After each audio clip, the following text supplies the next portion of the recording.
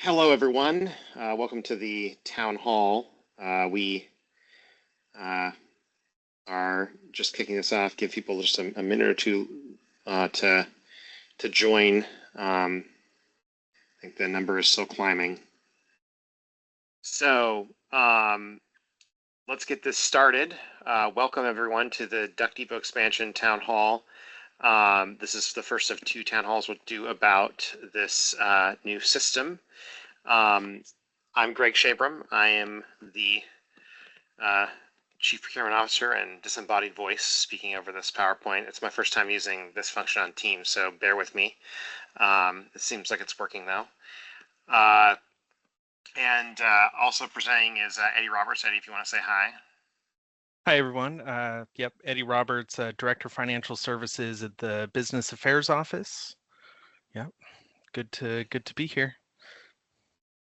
Yeah, so we have a Q&A option up on top that you should see as a viewer for this town hall function in Teams. And so if you have questions about our topics, please put those questions into the Q&A and we will review them, and we'll pause at certain points throughout the presentation to answer those questions.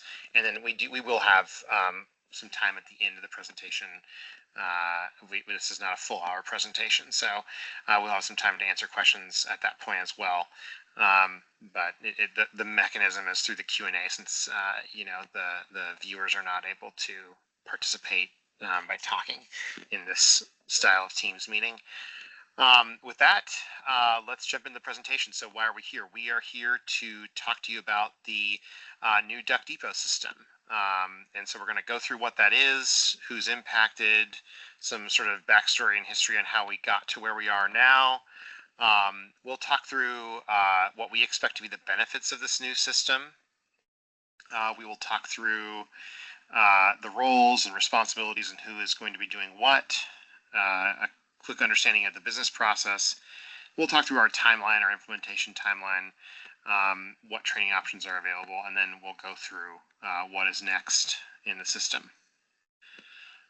So what is this new Duck Depot? So many of you are aware of, I guess what I call Duck Depot Classic, the previous instance of Duck Depot, where we had punch-out catalogs that were vendor e-commerce sites that you could, go into the system, punch out to build a cart, bring that back in.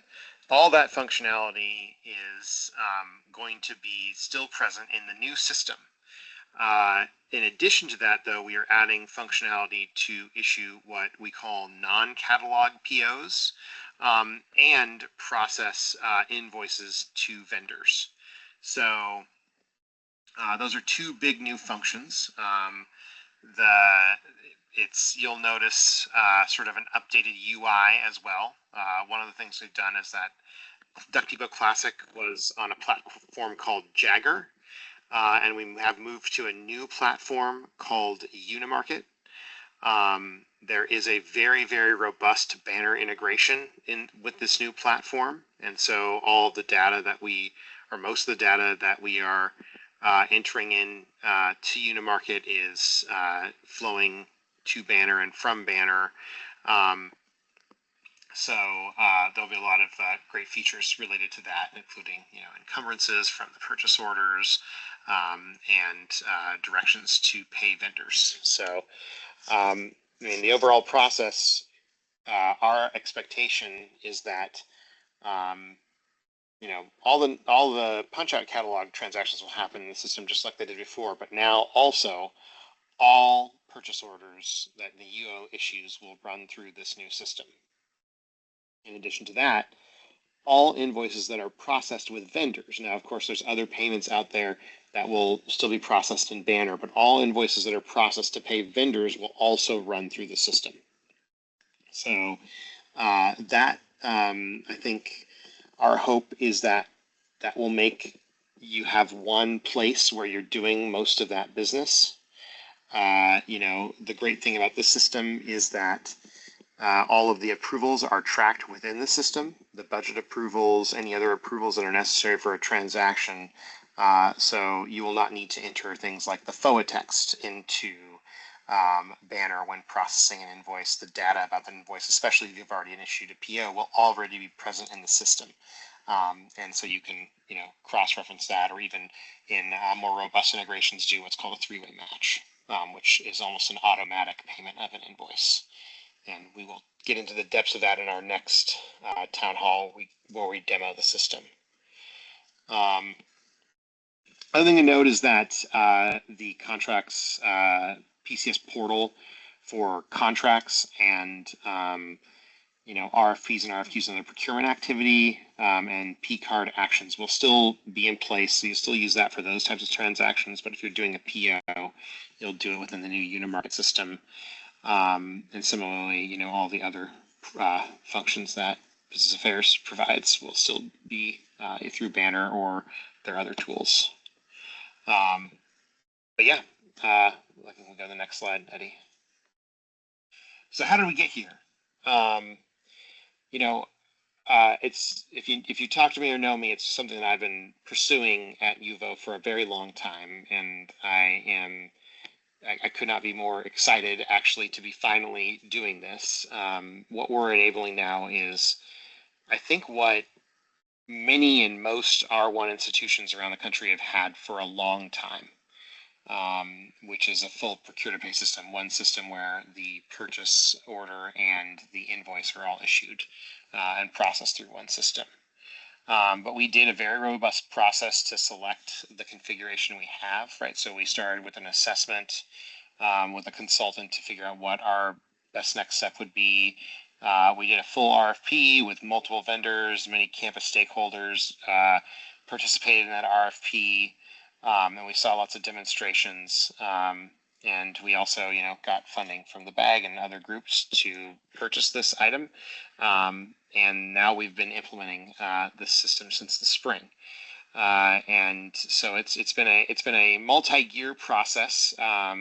We have sort of taken our time a little bit with it, but it is. I'm very happy to be here. And actually, right now the system is live. It hasn't been enabled for campus. We're doing live test orders. The first live test order actually was issued on Monday of this week. So we have a new system. We know for the most part that it works. We're just validating all that and making sure some features are turned on, and that is going to be. It's very exciting to see it happen. So yeah, this saga has been long, but I'm stoked that we are here and we can move forward with this new system. So who's impacted? Everyone on campus is going to be impacted by this. Any administrative unit that is buying, or academic units that are doing buying across campus. If you are purchasing goods or services and you plan to issue a PO or even pay a vendor without a PO, you'll do it through Unimarket. And so it is something that is going to be, it's a big change for campus. And that's why we're doing this town hall. And we'll talk later about all the trainings we plan to do and the office hours we plan to have, because this will be a big change, and it will be, it's a required change for campus, right? So this will be the system that people will be required to use when they're interacting with vendors in that way, either to issue a purchase order or to pay. But it is an enterprise-wide impact, and of course that's always a big challenge in a time where people are, I think, a little have change fatigue across campus, and there's a lot going on otherwise. But we're hopeful that the efficiencies that we gain with the system and the value that it brings to campus will make people be excited about it. So, we did this when we started our initial review. We set out a bunch of goals, and we also published these goals in our RFP. Right, the top line goals are, we wanted to get to best practices. So an example of that is, as far as I'm aware, UVO is one of the only R1 institutions that I know of that has had a practice of issuing POs to vendors before they are onboarded into the ERP. And when we implement this system, that will change. We will not be we will onboard and then issue purchase orders.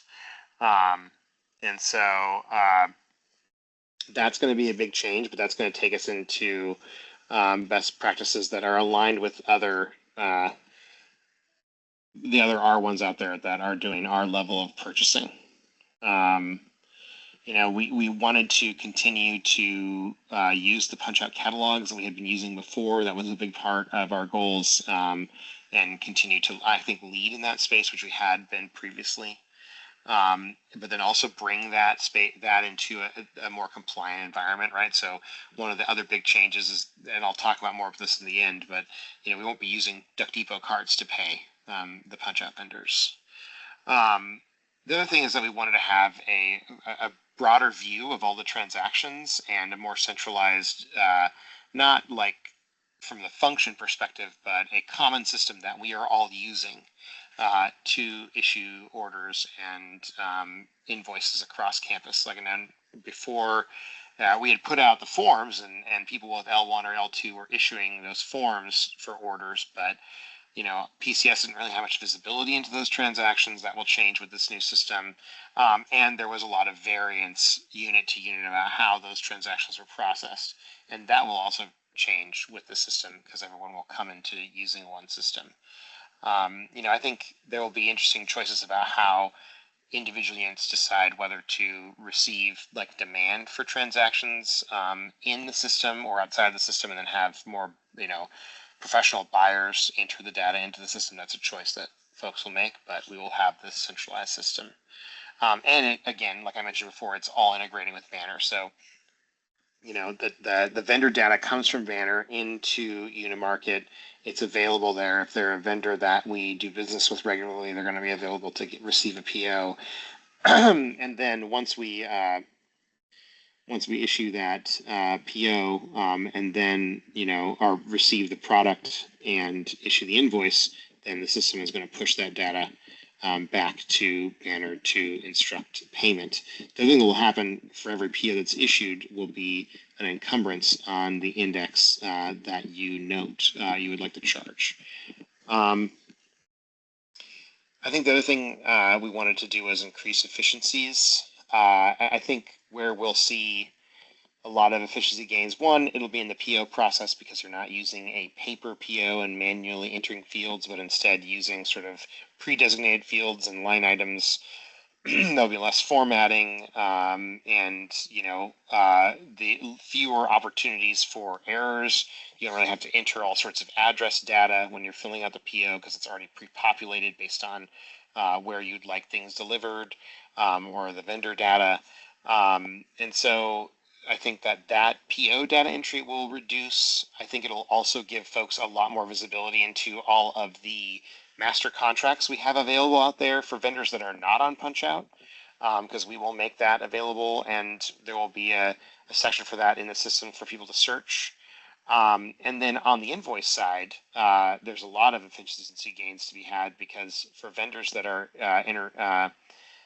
enabled with e-invoicing, which can be both catalog and non-catalog vendors,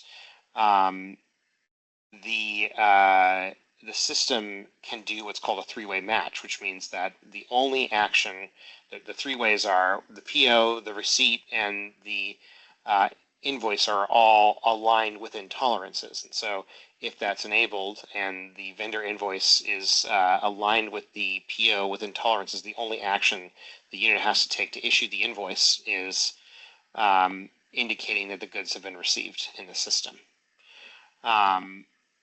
And so I hope that because of this, we get to a point where the actual PO workflow starts being measured, not in days, but in hours, which is a big goal, but is a thing that I've seen happen at a lot of other institutions, and with pretty wild success when they've implemented full procure-to-pay systems. And then, like I mentioned before, the visibility and transparency, we don't have a lot of visibility. One of the primary things I think the system will do, because, in Banner right now, we have spend data that is based basically at the vendor level, right? So we know we spent X million dollars with Thermo Fisher Scientific. We don't know what we bought. We don't know how regularly we buy it, all those sorts of things. Now all of those transactions all that data about spend will be entered at the line item level within the system. And so we will be able to delve deeper into the purchasing data and identify trends, and then also use that to identify opportunities for, collective purchasing or bringing units together that are buying common things, doing volume deals with vendors, other strategic purchasing type actions that we would not otherwise be able to do because we really just don't have visibility. We really, the vendors that are on Duck Depot as punch outs now in Duck Depot Classic, we selected them mostly because we just understood that there was a lot of spend with them. But we for all the rest of those vendors, we don't have good visibility into what we're actually buying from them in real terms. And this will give us not 100% clarity on that, but more of that. Because the data will be in the system and we can use that data to analyze and then make better business decisions. And hopefully that leads to us saving money for the institution, which is so important right now. Okay, I will. Oh yeah. I want to pause before I get into this slide. If there are any questions, I don't know if there are any questions out there we want to answer. No. So far, I don't have any questions turned in. So far, so good. Great. I'm covering every single issue, which is awesome.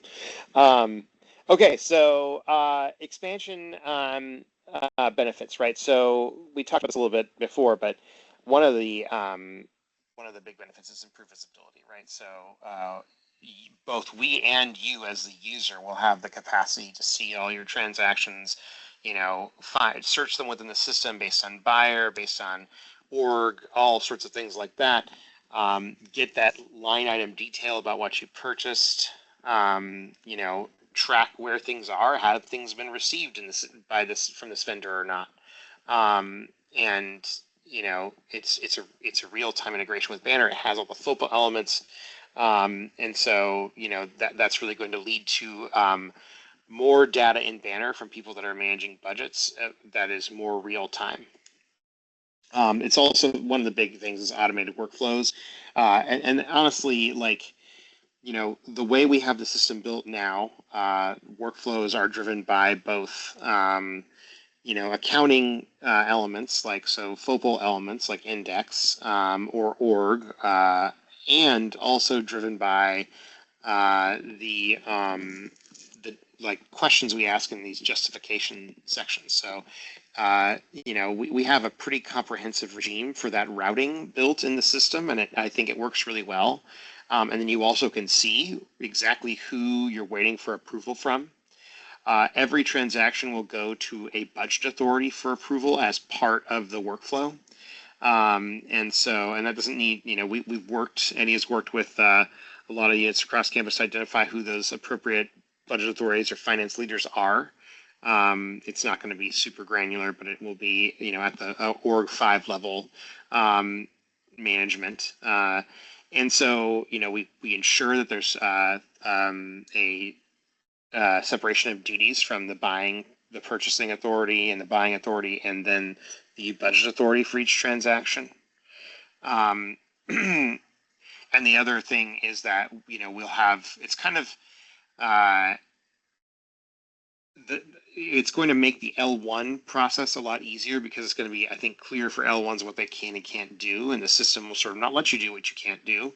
But the other thing we're going to do for L1s is increase their authority to 25,000. So that is a big change.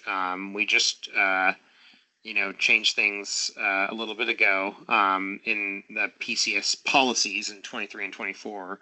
Those policy type changes aren't largely going to be changing for this. We've built those policies into the system, but we are going to increase L1s when the system goes live to $25,000. I'll note we will be sending out a message to L1s that are existing right now to get supervisor approval to enable them at 25,000, given that that's such a lot higher number transaction.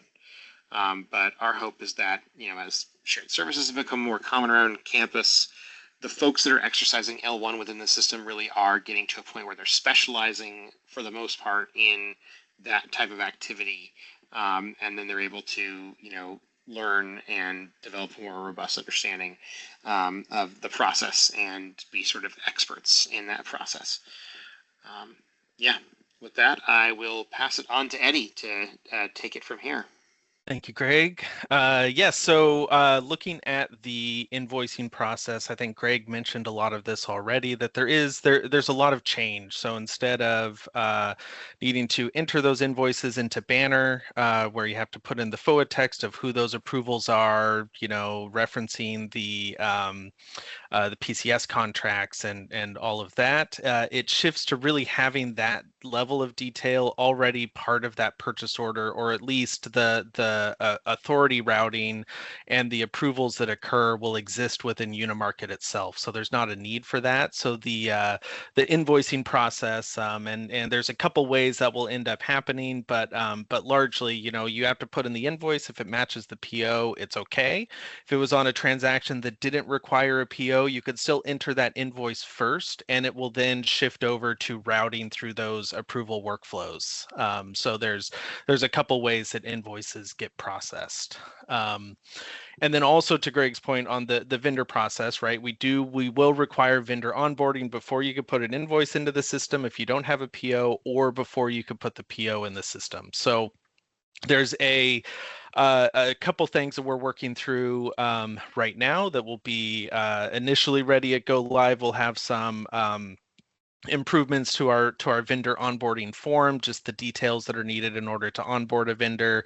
Vendors are still going to be processed first in, first out from our AP team, but I think that with the requirement of them needing to be earlier in the process than getting an invoice paid, it's going to even out those kind of peaks of vendor creation that we get on our team in business affairs. So that should help smooth that out.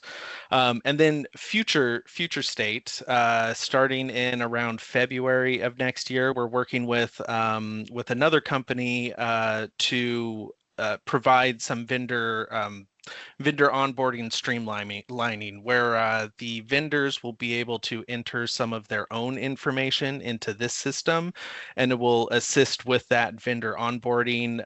There will still be approvals for that process, but it should help the bottleneck that can happen with the vendor processing right now. And we look forward to kind of getting into that project. So that will be coming in 2026.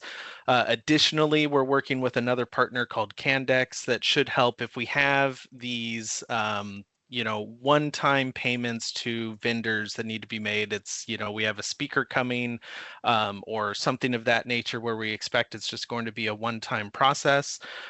We can use this vendor to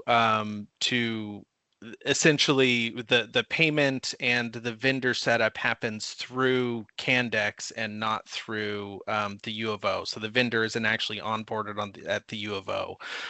So that's another potential for a streamline that can occur with these one-time vendors. So more to come on that as we kind of get those onboarded and upcoming. But for now, we'll still have our vendor onboarding as it is, but should be able to help get that streamlined as best as possible.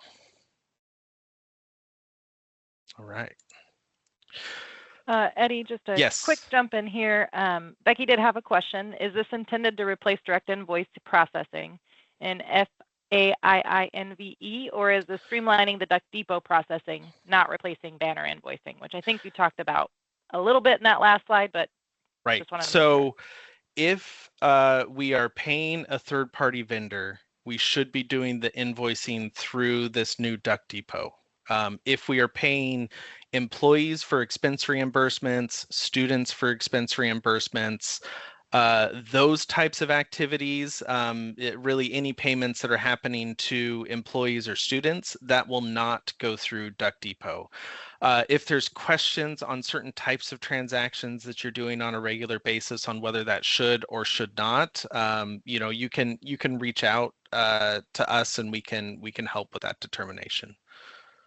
But ideally, anytime we're paying a third-party vendor that's not associated with the U of O in an employee or student relationship, then it should go through this new system. Okay. So user roles. For those of you that are familiar with and currently use Duck Depot Classic, as we'll call it now, there's a variety of roles within there. So the shopper role that's in Duck Depot is now associated with the browser role. So everybody that works for the university will automatically get that browser role. And I'll actually be walking through kind of the process flow where we'll talk about these a little bit more. But so P-card buyers, they get this buyer role, so they have the ability to actually create the requisition and kick off that approval process. Approvers, right? So approvers aren't a defined role in Unimarket, but we can assign approvals, whether they're budget approvals or related to some of the questions in the justification forms. Those get assigned to users at the U of O. So long as you exist within Duck Depot, you can be an approver if you're part of that approval flow. And then, of course, current Duck Depot, there's not really invoicing roles. So those AP roles for people that are doing direct invoices in Banner will get this create invoices role in the new Duck Depot.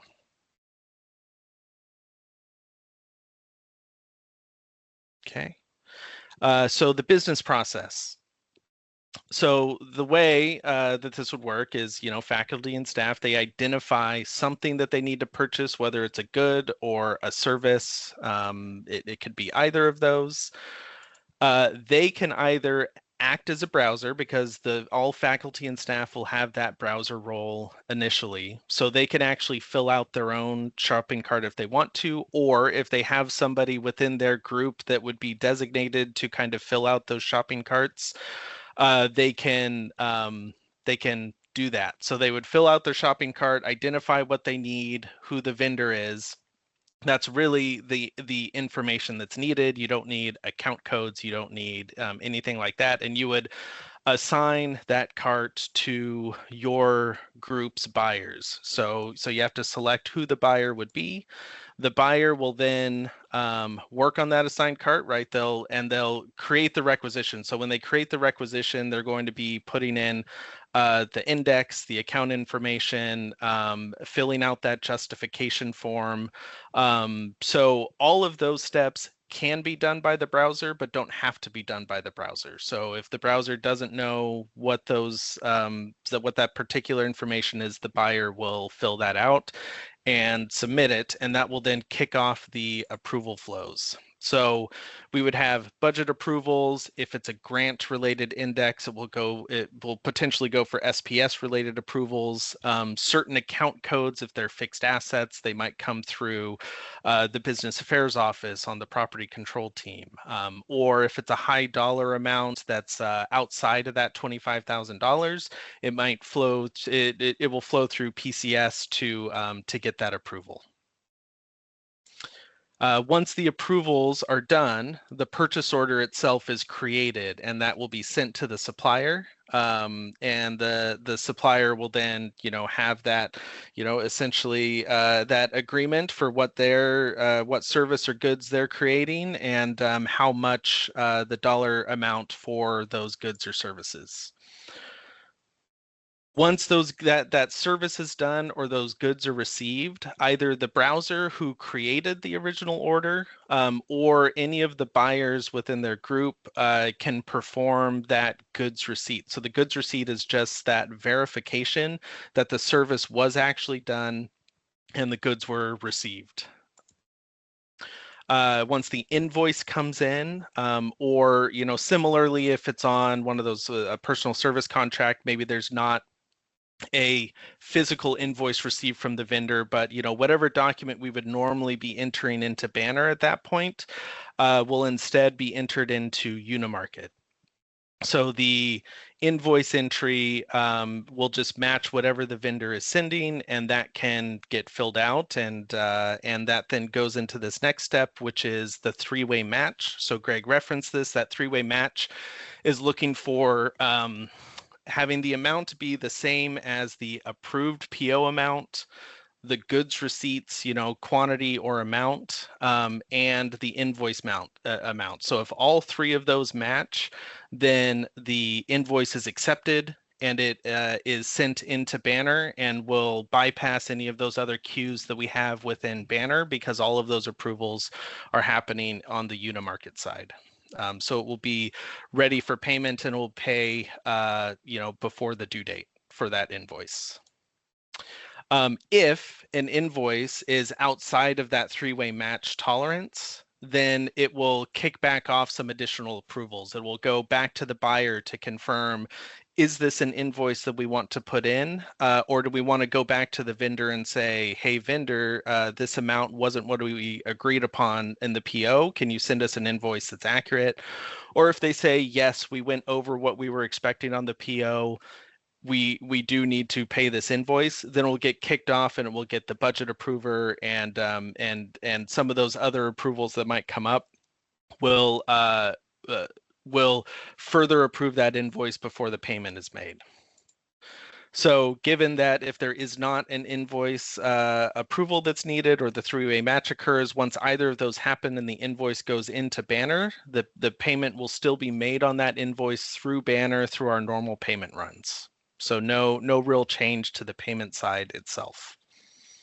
I guess I will reference that for the catalog vendors, there is a change. So today with the catalog vendors, those all pay through the Duck Depot P cards, and those Duck Depot P cards will be retired. And we will actually, the catalog vendors will have actual invoices that flow into Banner and are paid on a regular basis. So that is a change for them, but that should, for those of you that work through reconciling those P card amounts with the amount actually received, that process should go away with this because we have those individual invoice and the goods receipts happening within the Unimarket system to make sure that we have a match on what's actually paid.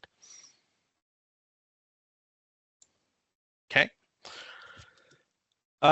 So timeline for this. So we have gone through actually a lot of these steps already. So we've had we had a pilot group that did some initial validations. That pilot group has kind of looked at our initial trainings as well, and they will start with the ability to have some live transactions next week. So that is moving ahead.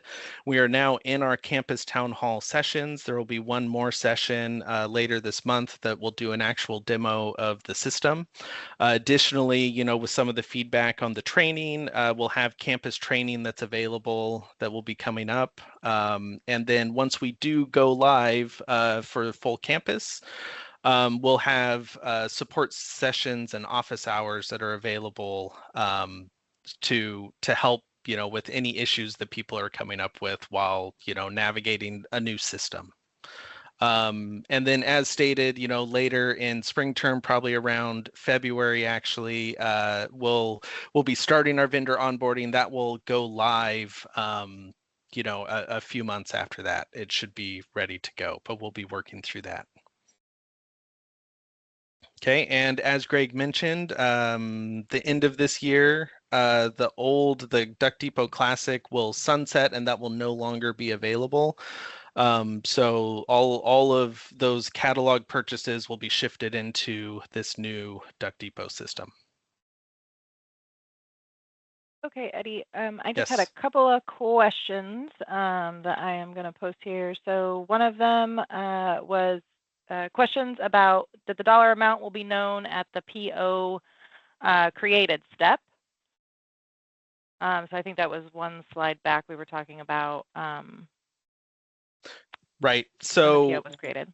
Yep. So if we're talking about when the PO is created, so the shopping cart itself, will ultimately needs to have dollar amounts. Now, if it is something that is a specific dollar amount or an up to dollar amount. I think PCS has a way to work with that on exactly what gets put into that requisition. But yes, at the time of PO, we need to know what that dollar amount is, as it kind of creates a agreement with the vendor on this is the amount that we're paying for this service or activity, and it can be, a purchase order. Let's say it is for a speaker or a, something that might take a certain amount of hours. Well, that PO will have it can have a dollar amount per hour of work. And if it's set up for 30 hours and it ends up taking 20, well, that goods receipt is for 20 hours. That's what we would expect the invoice to be. And that would be within a threshold to still pay a invoice amount. So it's not that the PO amount has to be exactly what we pay. It's just that if we end up paying on an invoice more than what the PO amount is, it will have to get kicked back for additional approvals so that the budget owners and everybody else can have that feedback on what the actual invoice amount ultimately was. If the invoice comes in lower than those approved amounts, it won't kick back for approvals. It's really only if it goes in excess of the purchase order amount. And we will, in our training, provide details on how to do the more complex pricing. Like, there's a way to do milestone payments or not to exceed amounts. They're a little like nuanced in the system, but we have a pathway to do all those types of payment or like payment terms within the purchase order. And so, yeah, we expect to be able to do that, and we'll give that training. Yeah, and it looks like Rachel confirmed with her question there. So the dollar amount will be known as early as the browser stage. Thanks. Yep. I'm going to close that question. The next one's from Susan Osterman about what happens if back orders are on the order. How is the 3-point match made? So if there are back orders, ultimately the invoiced amount that we would pay really needs to match that goods receipt. So if we are short shipped, or if there are back orders of some of the product that was ordered, that purchase order can still stay open to wait for the receipt of that back ordered item. But the invoiced amount that we pay should not be including those back order items. It should be including what was shipped, and the goods receipt can kind of match what was shipped. Yeah, there's a option to partially receive.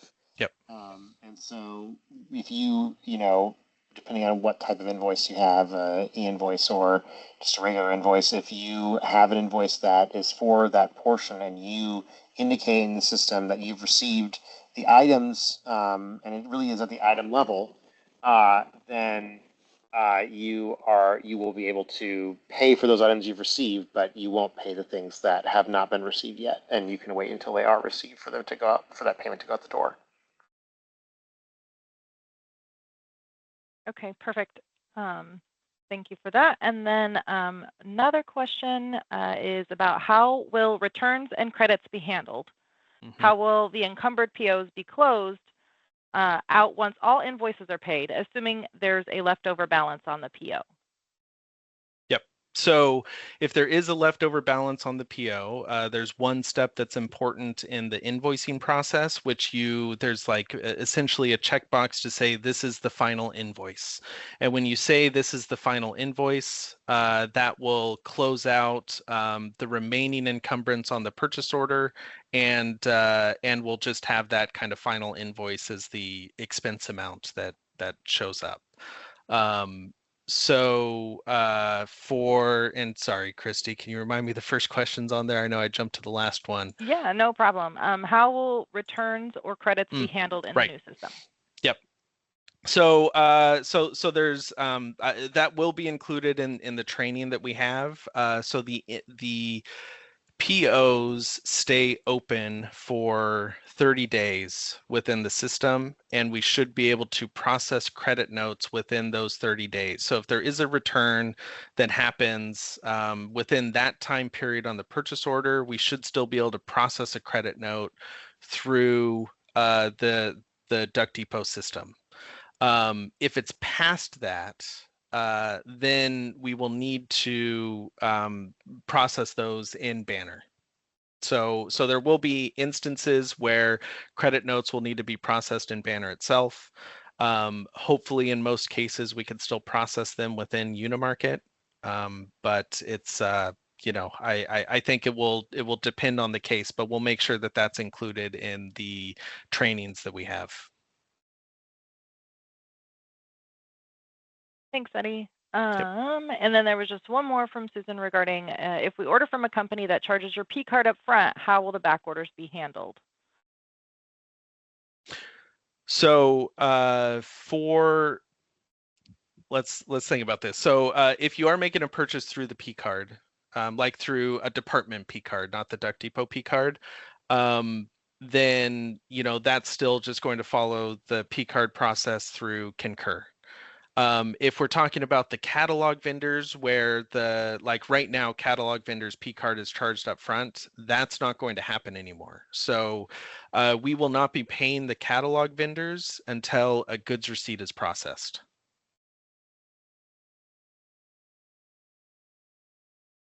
There is a corner case scenario where you might be, say, issuing a purchase order and then also perhaps paying with P card if the vendor for some reason won't take any sort of check form. And in that case, we'll just need to, close the PO, without having that payment happen within the system. I think that's going to be fairly rare that happens in that case. I think that when those folks are asking up front, it's really like a click-through type transaction or another transaction like that. That would, like Eddie said, would happen through Concur. Yep.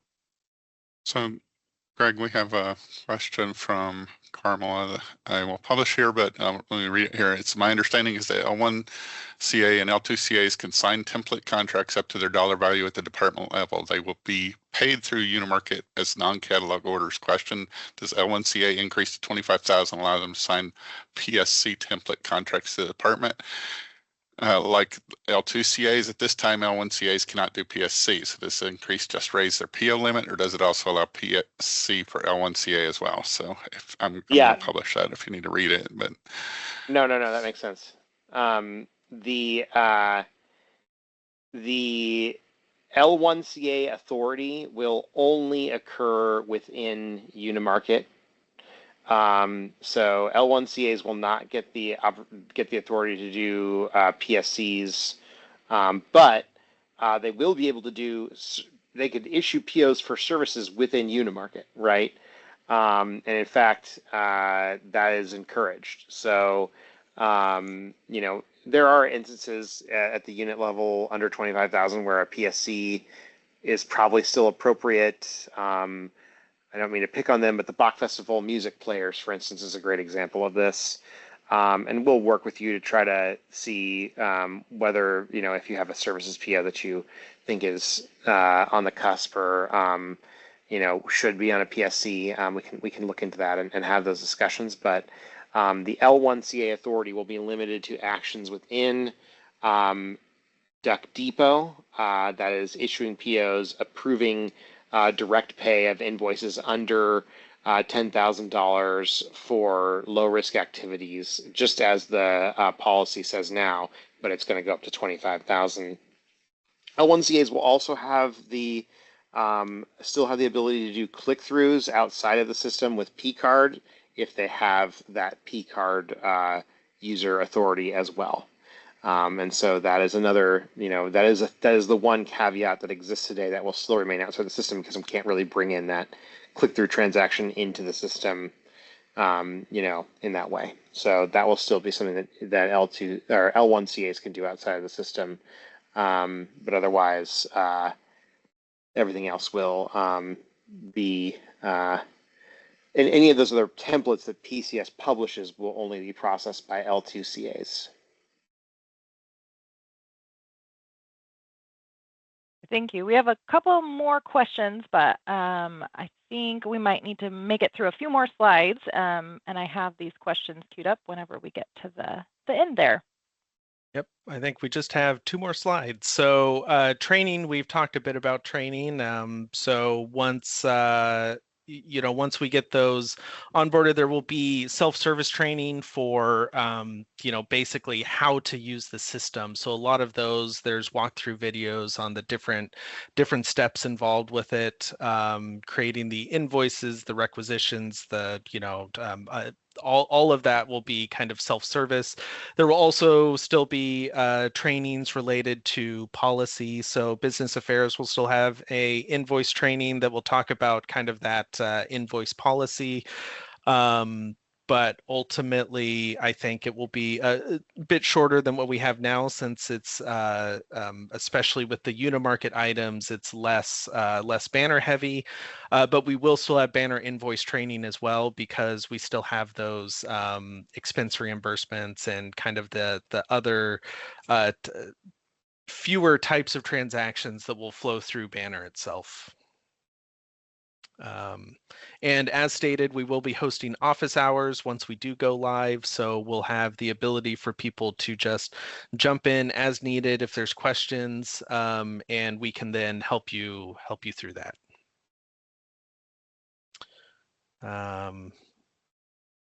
And I think that gets us to what's next. So we will have another town hall on October 22nd, and that one we will be doing just a full demo in the system, kind of walk through from building a cart through invoicing. So we'll take a look at what that looks like. We will have AP training modules, and those will be varied both as the the self-serve versions, as well as policy related. And as a reminder, right, the legacy Duck Depot will no longer be available for ordering. Once we do go live, those orders will have to happen in the Unimarket system or in the new Duck Depot. And that system will close down entirely on December 31st. And a few more notes on that. It's going to be a little bit of a we got to do some logistics here. So when we turn off Duck Depot Classic for ordering, units will still have access to view orders in the system and be able to view what's happening. And we will keep the Duck Depot cards open through, I think, January or into February, a date yet to be determined, so that any orders that are on back order are fulfilled and charged to those cards. But my recommendation is to refrain from ordering back-ordered items until you can do so in the new system moving forward for the next month or so. Just because we don't want it will be more convenient if we don't have to wait for those Duck Depot cards to be charged for those back orders, or alternatively have to work through some other payment process for, a few back orders that are still out there from Duck Depot Classic after the Duck Depot cards are closed up and terminated. I would recommend, if you have transactional data in Duck Depot Classic that you want to keep for yourself, you can download that. We are downloading essentially all of the Duck Depot Classic data that is in the system, and we've already done most of it. We'll do another one just before we close it out, and then we will, we'll have that data for audit and other things. It's not the most usable data because it's in a giant, spreadsheet type thing, but we will retain that data for the retention schedule period. Yeah, I think that is it for that. Yeah. Okay, I think So we do have have about some questions. 10 more minutes for some questions here. So I'll read them and then I'll post them in the chat so we can discuss those. First one's from Nadine. A couple of vendors are not within current Duck Depot. I'm wondering if you will help us negotiate for them to join the new program. Specifically, one vendor we use a lot, charging tariffs and high shipping. Will you work to help negotiate them to join Duck Depot? Yeah, we would. So first of all, I'll note that all vendors that we are doing business with or issuing any sort of purchase order to will be in the system. I think there's about what is it, 87,000 or so vendors that are in Banner that are going to be available in Duck Depot for non-catalog purchase orders. The normal, that's what the replacement of the standard paper PO we discussed earlier. So they will be in the system. Whether they have a punch-out catalog, which is I think actually what you're wanting, is another question. We are totally open to talk about vendors that we could add having punch-out catalogs if it makes sense, if their volume is such that it would be worthwhile for us to enable them. And our leverage on driving down their tariff pass-ons is we can try, right? Like I make no guarantees about that. It all depends on what contract form we're using and what kind of volume spend we have with that vendor, and if it's enough to move the needle with them at their corporate level to want to give us a break on those tariffs. But that doesn't mean we shouldn't try, especially if there's big money out there. I mean, last fiscal year we saved almost $10 million from the catalog vendors in Duck Depot, and that's been about where we've been over the last few years since we really got it up and running and then fully employed in the way it was from like 2018 on. So it definitely, we definitely recognize and we want to use the data we gather from this new system to pursue those savings opportunities. So pass those vendor names on. If they're lower volume, it may not rise to the level of wanting to do a full implementation and integration of, because that is each punch out is its own integration and is an IT project to both implement and maintain. But we'll look at it for sure. Thank you. The next question, are we able to make deposits for a catering order or venue reservation? The answer is yes, you can. If you were issuing a purchase order for that service, for instance, you can contemplate, there's a way to do like milestone payments. And you can even do that as like a line item and then, count that one as received and push it through for payment if you have an invoice from the vendor for that, or something that will meet the business affairs standards for an invoice, then you could do it that way. If it's a hotel agreement or other agreement that's been processed through PCS, and you need to pay the deposit, then you would process that deposit like you would paying an invoice that way. And in the system, there is a non-PO invoice function that is for paying invoices against contracts, both PCS signed contracts and also like L2CA type contracts, or also transactions that are under $10,000 that are low risk that don't require a PO or contract. And the system has like question trees that guide you into what you need to do in each of those scenarios.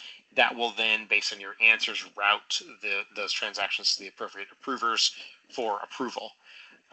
So yes, that would just be an invoice process based on the contract. And if it doesn't have a PO because it's on a hotel agreement or other agreement that was processed by PCS, then it would be that non-PO invoice process that we will train you on in the training. Okay, thank you. I have two that look like they're kind of lodging event related. So I'll ask one post-it and then just read the second one to see if we can kind of get both of those since we have about 5 minutes here. So the first one is, there are cases where we pay P-card for a deposit, but once the lodging or event occurs, we pay the remaining balance with a check on a contract. Would we just do the check payment as the final payment? So that's the first question from Amanda. And then the second one is from Sherilyn. If a contract requires a prepayment or deposit via credit card, not a check, can that be managed through Duck Depot? Current example is a hotel contract wanting $5,000 paid up front. So I've just published both of those so you can see the text there. Well, actually, there's a buffer between me posting those, so I'll post the second one in a moment. Totally. And the answer is yes. Generally, you can do those things.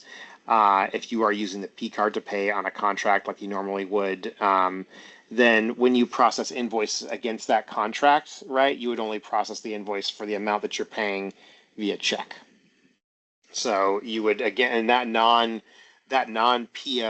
invoicing process within the system, it just calls for you to upload the contract if it's an L1 or L2, or you just reference the PCS number and then upload the invoice for that final payment amount. And you can just note in the internal documentation, there's two different fields to upload documents, one that goes to vendors, one that's internal. In the internal field, that the initial deposit was paid via P card. That would be useful when you're doing that. And then you would, of course, manage that P card payment. You would manage the reconciliation of that P card payment still in Concur. You would not manage that in this system.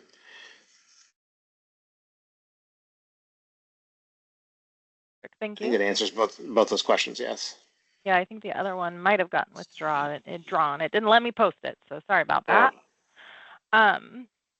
After Legacy is closed, will someone be able to access specific transactions for audit purposes? Been audited before and had to pull Duck Depot purchases for the prior year.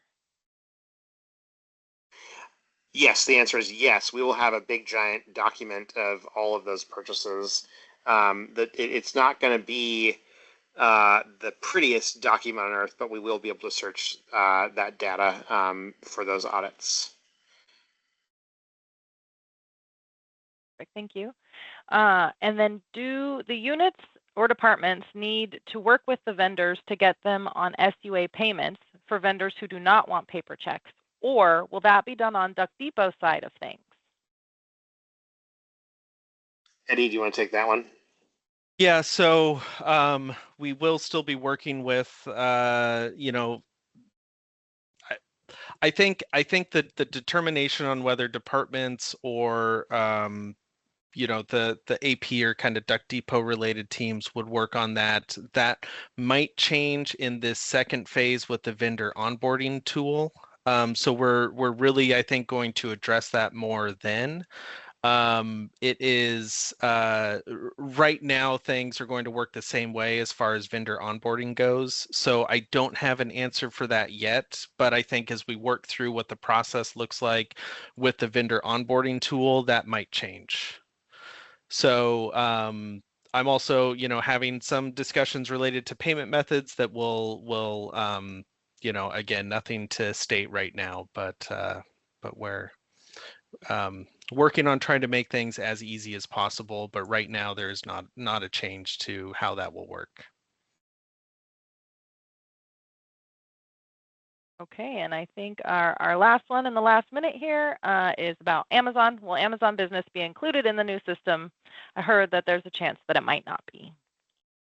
Amazon has indicated that, so one of the requirements for the punch out vendors is that they accept SUA as a form of payment in replacement for the P card. Amazon has indicated that they will be in a position to do that in 2026. And if they're able to do that, we will then enable them as a punch out in the system. If they follow through with what they've said they'll do, then the answer is yes. If they don't, then they will remain outside the system. They are not the best to negotiate with, I will say. So my trust with them is not high, but I do think they have slowly improved their offerings. And I do think that they may be on track to get there next year. Any All more right. questions? Nope. That puts us as time. Yeah. If anybody does have any more questions, we always have our inbox open at duckdepot@uoregon.edu for these questions. And then I'll let you guys make your closing remarks. Yeah. I just want to thank everyone for taking the time to listen to this and participate. I really appreciate it. You know, these changes are big, and I think part of their success is from having people come and learn about them and ask these great questions, and you know, think about these scenarios that maybe we have thought about, but we haven't thought about, walking through them. So, like Christy said, please reach out with further questions, you know, and input if you have them. You know, we have not set a specific go live date yet for this system. But we will do that once we are in the next like week or so, week or two, once we know that all these live orders are working and flowing through and the data is getting to Banner, etc. So just be advised that that will be forthcoming in a communication, and you know, we want to make sure you guys will have time to take the self-service trainings if you need to. But yeah, I want to thank you. I also want to thank Eddie and the business affairs team for all their effort on this. They've been great partners with us at PCS in making this happen, and we couldn't be doing without them. And I also just want to give a shout out to everyone on the PCS team that's worked so hard on this project, because you have, and I'm very, very grateful for that. All right. Thanks, everybody. We're going to go ahead and end the event now.